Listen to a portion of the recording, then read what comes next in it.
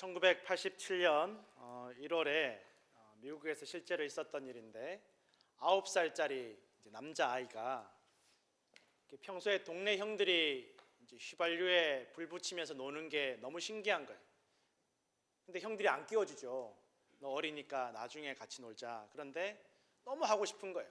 니들이 안 끼워주면 나 혼자라서라도 한번 해보겠다. 그래서 자기 집 차고에 가서 아버지가 사놓은 그 휘발유 가솔린 통에다가 이제 종이에 불을 붙여서 이제 뚜껑을 열고 가져가는 거예요. 어떻게 됐겠어요? 불꽃이 휘발유통으로 빨려 들어갔더니만 큰 폭발이 일어나서 자기는 튕겨져 날아가고 차고만 탄 게 아니라 그 집이 다 타버렸어요. 불장난하다가 자기도 다치고 집을 다 태워먹은 거예요. 집 전체가 다 불길에 휩싸였고 완전히 초토화가 되었고 소녀는 온몸에 화상을 입었다는 거예요. 몸의 87%가 다 3도 화상을 입어서 완전히 형체를 알 수 없을 정도로, 좀 심한 말로 하면 사람인가 싶을 정도로 알아보기가 어려운 거예요. 간신히 이제 남아있는 피부가 이제 머리, 두피만 좀 남아있어서 이제 몇 번이나 이제 나중에는 이 두피를 벗겨내어서 이식 수술을 했는데, 의사들이 처음에 이 아이가 병원에 실려왔을 때 이 부모에게 이야기했다라는 거예요. 얘는 살 확률을 얘기할 게 아니라 얘는 죽을 확률이 109%라는 거예요.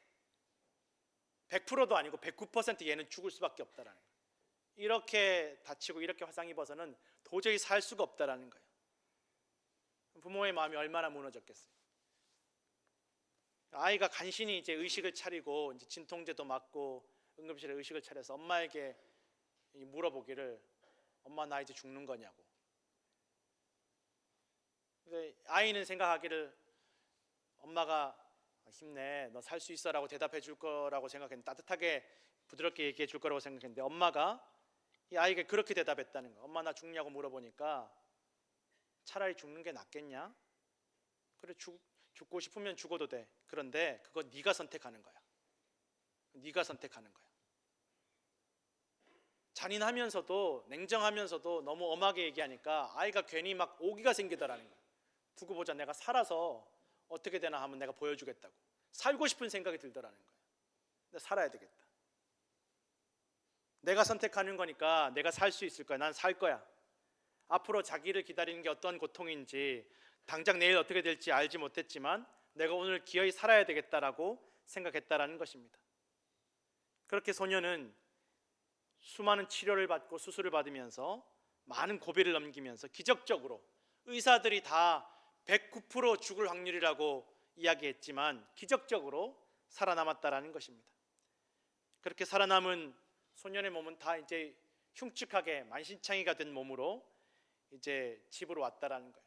뭐 열 손가락이 다 없어졌어. 다 뭉개져서, 불에 뭉개져서 손가락도 없고 그냥 붕대로 칭칭 감아놓은 그냥 팔 두 덩어리만 남아 있었다라는 것입니다. 그렇게 병원에서 5개월 보내고 또 화상으로 오그라들고 굳어진 몸을 펴고 두 발로 서는 데까지 5년이 걸렸다라는 것입니다. 그리고 마음의 상처가 좀 어느 정도 가라앉는데 더 긴 시간이 필요했다라는 것입니다. 이 소년이 집에 와서 저녁을 먹기 위해서 가족들과 식탁에 앉았는데 막 울음이 터져 나오는 거예요. 서러운 거예요. 막 속상한 거예요. 왜? 밥을 먹으려고 식탁 앞에 앉았지만 내가 포크를 짚고 밥을 먹을 수 없으니까. 자기 현실이 그제서야 이제 느껴지는 거예요. 살긴 살았지만 살아서 기쁘고 감사한 것보다 지금 당장 내가 이 흉측한 모습이 된 게 너무 속상한 거예요. 어머니가 좀 옆에서 떠먹여주고 도와주면 좋을 텐데 또 엄마가 네 손으로 떠먹어. 냉정하게 얘기하는 거야. 아니 손가락도 없는데, 칭칭 붕대로 감겨져 있는데 네 손으로 포크 집으라고. 얼마나 화가 나고 속상하고 막 서러운지, 보다 못해 누나가 옆에서 도와주려고 하니까 도와주지 말라고. 네 손으로 먹으라고. 너무 서럽더라는 거예요. 그리고 며칠 뒤에 엄마가 또 너무 어처구니가 없게도 피아노 선생님을 데리고 왔더라는 거예요. 학교도 못 가는데, 포크도 내가 못 짚는데 피아노 선생님을 데리고 와서 피아노 배우라고 시키는 거예요. 속으로는 이해가 안 되죠. 내가 손가락이 없는데 무슨 피아노를 지금 배우겠냐고. 붕대도 칭칭 감겨 있는데. 또 선생님도 이상하더라는 거예요. 자, 이제 한번 시작해보자. 손가락이 없는데 어떻게 뭔 피아노를 어떻게 시작하겠다는 거예요. 선생님이 이렇게 보더니만 이 붕대 끝에다가 연필을 이렇게 감아주더니, 밴드로 연필을 감아주더니만, 자, 이거 한번 눌러보라고. 그렇게 붕대에다 연필 감고 피아노를 배우기 시작했다는 거예요. 그렇게 피아노 배웠던 30분이 자기 인생에서 제일 긴 30분이었다라는 것입니다. 고통스럽고 힘들고 서럽고 부끄럽고, 그러다 말겠지, 한두 번 하고 말겠지 싶었는데 이 선생님이 매주 찾아오면서 5년 동안 피아노를 가르쳐 주셨다라는 것입니다. 이 소년이 나중에 자라서 세계적인 강연가이자 베스트셀러 작가인 존 오리오리가 되었습니다. 그가 이제 강연을 다니면서 사람들에게 말하기를, 살아가다 보면 누구나 나처럼 손가락이 없는 손으로 포크를 집어서 밥을 먹어야 되는 상황이 온다. 누구나 손가락이 없지만 피아노를 쳐야만 하는 상황이 온다라는 거예요. 할 수도 없고 하기도 싫은데 억지로 해야만 되는 상황이 찾아오다라는 것입니다. 그런 상황이 찾아오면, 그런 어려움이 찾아오면 대부분의 사람들은 죽지 못해 사는 인생을 선택한다라는 것입니다. 어쩔 수 없으니까, 마지못해서. 근데 우리 엄마는, 이 소년의 엄마는, 이 존 오리오리의 엄마는 그런 절박한 상황 속에서 죽지 않는 인생, 죽지 못해 사는 인생이 아니라 진짜 적극적으로 사는 인생을 가르쳐 주셨다라고 그렇게 고백을 하더라는 것입니다. 죽지 못해 사는 인생을 살기를 원하는 게 아니라, 손가락도 없고 흉측하게 변해버린 화상 입은 이 아들이 죽지 못해 사는 인생을 살기를 원하는 게 아니라 적극적으로 사는 인생을 원했다라는 것입니다. 그러면서 자기 인생에 있어서 그 사고가, 물론 자기가 불장난하다 잘못한 사고로 아주 비극적인 일이지만, 슬프거나 나쁜 일이었지만, 지나고 나서 보니까 이게 하나님 주신 선물이더라는 거예요. 그 사고 때문에 자기는 더 나은 사람이 될 수 있었다라는 것입니다. 그는 자라서 유명한 사람이 되고 다른 사람들에게 용기와 희망을 주고 결혼도 하고 또 자녀도 사남매를 두었다라는 것이, 바쁘게 다니고 살고 있다라는 것입니다. 돌아보면 너무 고맙다라는 거예요. 그 고통 때문에 결과적으로는 이게 자기를 더 좋게 만들었다라는 것입니다. 사람들은 자기를 보면서 불쌍하다라고 말을 하지만, 자기는 아침마다 거울을 보면서, 야, 존, 너 참 복받았다, 난 참 복받은 사람이야, 그 이야기를 매번 한다라는 것입니다. 그러면서 이 존 오리오리가 말하기를, 사람이 어려움과 고난을 선택할 수는 없다라는 거예요. 언제 무슨 일이 생길지, 누가 나에게 어떤 짓을 저지를지 알 수 없지만, 그거는 현실과 상황은 우리가 선택할 수 없지만 선택할 수 있는 게 있다라는 거예요. 뭘 선택할 수 있느냐? 고난이 왔을 때, 어려움이 왔을 때 무엇을 보고 어떻게 생각하고 어떻게 행동할지는 내가 선택할 수 있다라는 것입니다.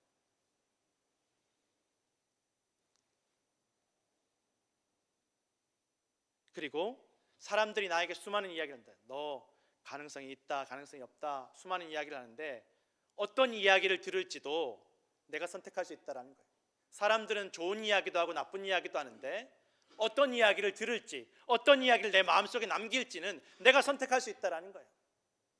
이 부모님이 존 오리오리 손가락이 없으니까 그래도 밥은 먹어야 되지 않겠나 싶어서 5개 손가락, 10개 손가락 다 만들어 줄 수는 없어도 그래도 이렇게 2개씩이라도 있어서 포크라도 집을 수 있어야 되지 않겠나 해서 의사를 찾아다녔는데 2명의 의사가 제일 유명하다라는 것입니다. 그 2명의 의사를 첫 번째 의사가 그런 이야기를 하는 거예요.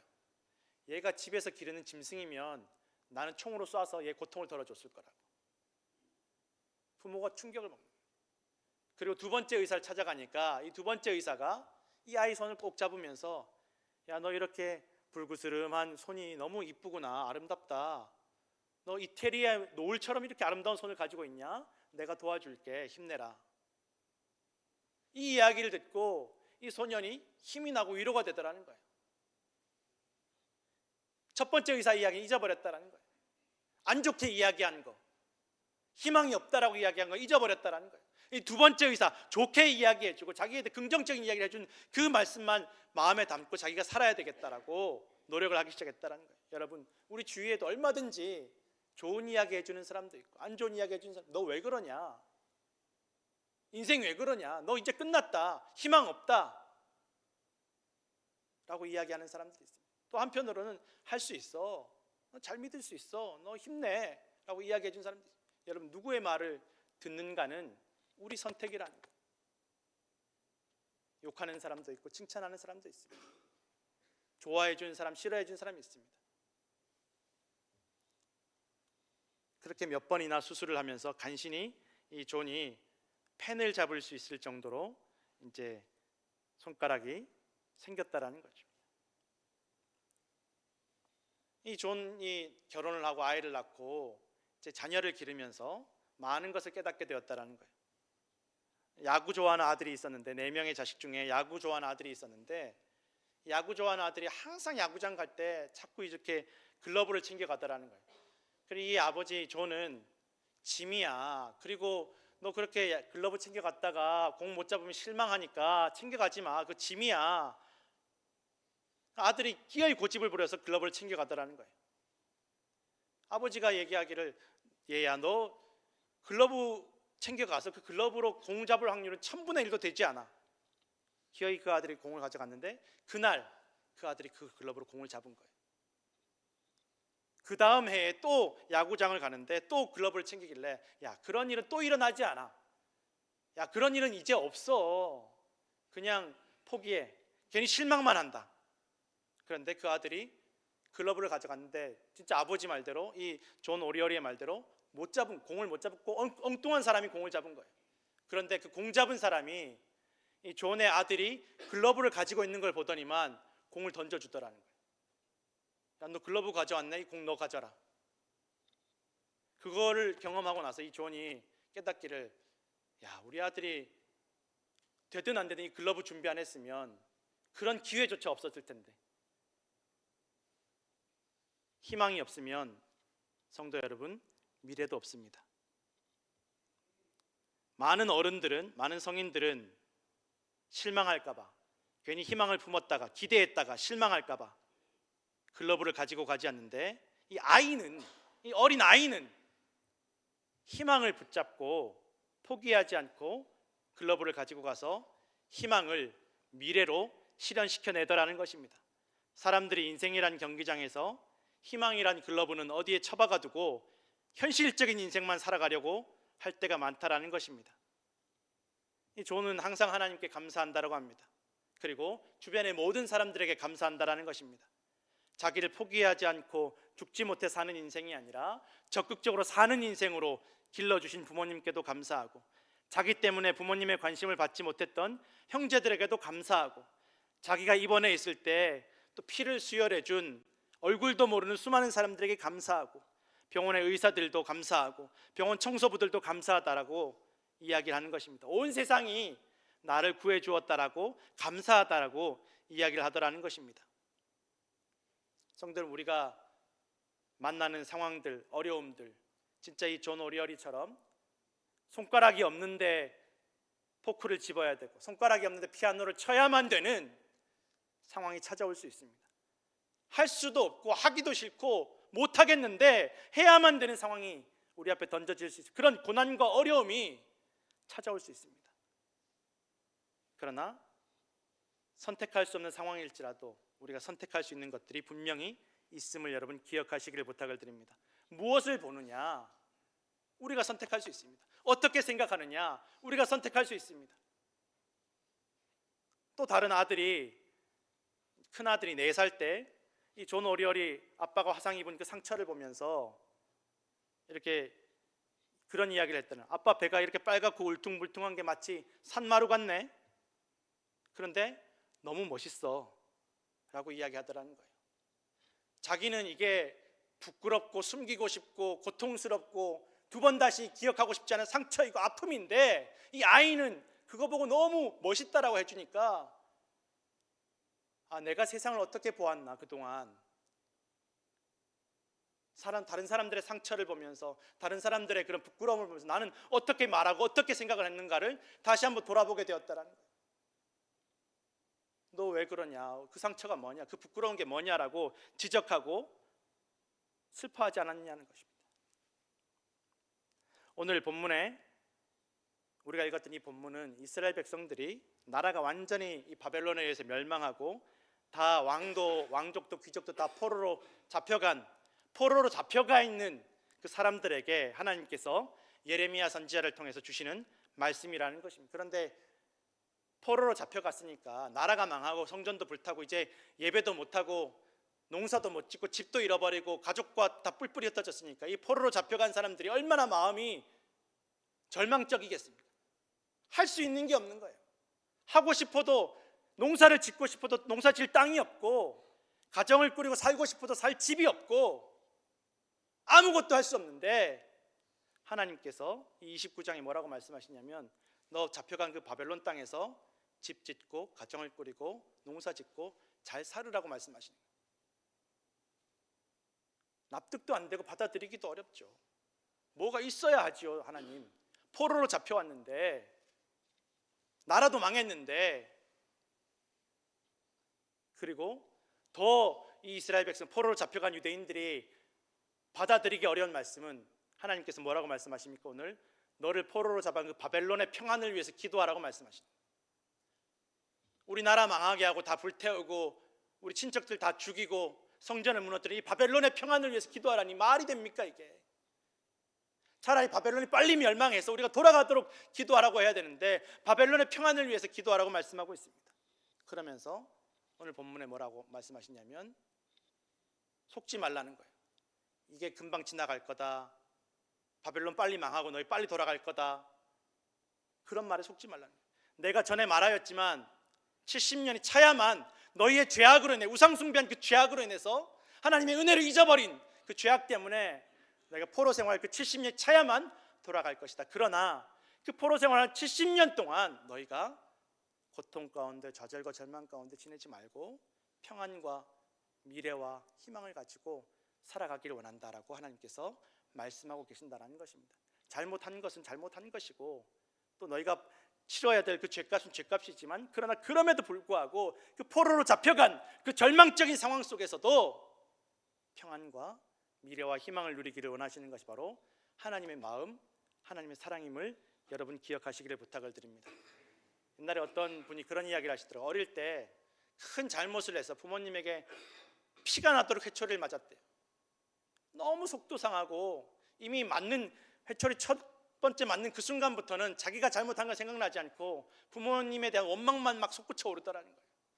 왜 때리나? 왜 나 때리나? 이렇게 잔인하게 때리나? 피가 나는데 멍드는데 밤에 자려고 누웠는데 회초리를 때린 어머니가 몰래 들어오셔가지고 약 발라주시면서 막 우시더라는 거예요. 사랑한다, 미안하다 그러시면서 속으로는 고마운 생각보다는 이럴 거면 때리지를 말지. 지금 뭐 하는 거냐고 지금 이런 생각이 들더라는 거예요. 이중인격자냐고 막 속으로 막 그런 생각이 들더라는 거예요. 자라고 나서 보니까 때린 엄마 마음도 사랑이었고 약 발라주고 울었던 엄마 마음도 사랑이라는 것을 깨닫게 되었다라는 거예요. 자기가 잘못했으니까 잘못된 길로 가지 않도록 때려주고 훈육해준 그것도 엄마의 사랑이고 또 그게 또 안쓰러워서 약 발라주고 울었던 것도 엄마 사랑이라는 거예요. 자라고 나서 알았다라는 거예요. 여러분 이스라엘 백성들 바벨론 포로로 잡혀가게 하고 이 나라가 망하게 하고 뿔뿔이 다 흩어지게 만든 것도 하나님 사랑이라는 거예요. 잘못된 길로 가지 않도록 정신 차리도록 그리고 포로로 잡혀간 그곳에서 평안하고 미래와 희망을 품고 살아가기를 원하시는 것도 하나님 마음, 하나님 사랑임을 오늘 말씀하고 계신다라는 것입니다. 다 이스라엘 백성들이 수백 년 동안 하나님께서 말씀하신 그 말씀을 어겼기 때문에 나라가 망하고 성전이 불타고 다 뿔뿔이 흩어지고 포로로 잡혀가 이미 오랜 세월 하나님께서 몇 번이나 이야기하셨습니다. 너희 그러지 마라. 우상 숭배하지 마라. 그건 너희 불장난하는 거랑 똑같다. 너희가 이 성전을 거룩하고 아름답게 지었지만 너희가 하나님 말씀대로 순종하지 않으면 하나님을 경외하지 않으면 이 성전 다 필요 없다라는 거예요. 그렇게 여러 번 말했지만 이스라엘 백성들은 불장난하듯이 우상 숭배하고 불장난하듯이 하나님보다 다른 나라 의지하고 불장난하듯이 하나님의 말씀을 어기고 불순종해 왔다라는 것입니다. 결국 그 불장난의 대가로 이스라엘은 다 불타버리고 다 뿔뿔이 흩어지게 되었다라는 것입니다. 그런데도 자기들의 잘못 보다가는 당장 닥쳐있는 상황과 현실 때문에 절망하고 낙심하고 있었는데 하나님께서 그들에게 말씀하시기를 너희 그곳에서 평안하게 지낼 수 있다라고 말씀하시는 거예요. 너희 그곳에서도 포로로 잡혀갔지만 70년 동안 너희 잘 살 수 있다라는 거예요. 그리고 너희가 거기에 있지만 성전이 없지만 유대 땅에 약속의 땅 가나안 땅이 없지만 그 바벨론 땅에서도 너희가 기도하면 내가 너희의 기도를 들어줄 것이고 내가 너희를 만나줄 것이고 내가 너희와 함께 할 것이라고 약속해 주고 계심을 오늘 성경은 분명하게 말씀하고 있다는 것입니다. 어디에 있든지 무슨 일을 만나든지 어떤 상황에 있든지 그게 중요하지 않다라는 것입니다. 지금 우리가 예배하고 있는가? 지금 내가 살고 있는 자리, 내가 서 있는 자리에서 기도하고 있는가? 감사하고 있는가? 하나님을 구하고 찾고 있는가? 하나님 그것을 보시기를 원하신다라는 것입니다.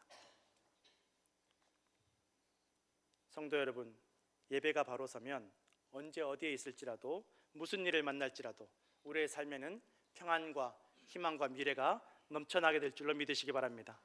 하나님께서는 언제 어디에서나 어떤 상황에서나 우리가 항상 기뻐하고 쉬지 않고 기도하며 범사에 감사하기를 원하십니다. 오늘 말씀 한번 같이 읽겠습니다. 우리가 함께 읽겠습니다. 항상 기뻐하라, 쉬지 말고 기도하라, 범사에 감사하라. 이것이 그리스도 예수 안에서 너희를 향하신 하나님의 뜻이니라. 아멘. 하나님의 뜻이 무엇입니까? 어려움 피해라가 아니라 어려움을 만날지라도 감사하고 기뻐하고 쉬지 않고 기도하기를 원하신다라는 것입니다. 그러면 때가 차면 하나님께서 다 불러 모으시고 회복시켜 주시고 영원한 생명으로 채워주실 것을 약속하신다라는 것입니다. 예수님께서 십자가에 못 박히시고 부활하시고 승천하실 때 제자들은 물어봤습니다. 언제 이 나라가 회복되겠습니까? 언제 저 로마가 우리를 이렇게 괴롭힐 로마가 물러가고 다시 우리끼리 잘 사는 나라가 되겠습니까? 그때 예수님께서 말씀하십니다. 지금 그 날과 그때 이 나라 회복하는 게 중요하지 않다. 너희에게 성령이 임하시면 지금 너희가 로마의 아래에 있든지 무엇을 하든지 어디에 있든지 하나님께서 너희에게 능력을 주실 것이고 예루살렘과 사마리아 온 유대와 땅 끝까지 이르러 내 증인이 될 것이라고 말씀하시는 것입니다. 이 바벨론을 통해서 하나님께서 이스라엘 백성들을 보호하시고 지켜주십니다. 바벨론이 멸망하고 페르시아가 들어섰을 때 페르시아를 통해서 이스라엘 백성들을 돌려보내고 바벨론이 빼앗았던 모든 성전의 물건들을 다 돌려주고 성전을 지을 수 있는 모든 것들을 페르시아를 통해 다 후원해 주십니다. 다 해주시는 거예요. 이스라엘 백성들이 한 것은 없었습니다. 70년 믿고 기다린 것 외에는 아무것도 없었다라는 것입니다. 하나님께서 다 해주셨습니다. 약속대로 말씀대로 다 이루셨습니다. 오늘 하나님의 말씀과 약속이 오늘 우리 인생 가운데도 이루어질 줄로 믿습니다. 이 바벨론과 페르시아 시대 여러분, 우리가 성경을 보면 알지만 다니엘과 세 친구들, 에스더를 통해서 또 수많은 믿음의 그런 믿음 지켰던 사람들을 통해서 오히려 바벨론과 페르시아를 통치하게 하시고 그들도 살고 다 같이 살리시는 것입니다. 마치 요셉을 선택하셔서 요셉으로 하여금 애굽을 통치하게 하시고 애굽을 통해서 수많은 영혼들을, 수많은 생명들을 구원하게 하시는 것처럼 그렇게 살리시는 거예요. 요셉도 살리시고 애굽도 살리시고 바벨론도 살리시고 페르시아도 살리시고 예수 그리스도의 복음으로 말미암아서 로마를 역사상 가장 뛰어난 선교사로 삼으셨을 우리는 역사를 통해서 알 수 있다는 것입니다. 예수님 십자가에 못 박았던 그 로마를 통해서 복음이 전해지게 하시고 나중에는 로마가 그리스도인들을 보호하고 후원하고 지원하게 해주셨다는 것입니다. 이것이 하나님의 계획, 하나님의 생각, 하나님의 뜻임을 여러분 기억하시고 믿으시기를 부탁을 드립니다. 영상으로 찬양 한 곡 같이 함께 부르시겠습니다. 가사를 아시는 분들은 불러주십시오.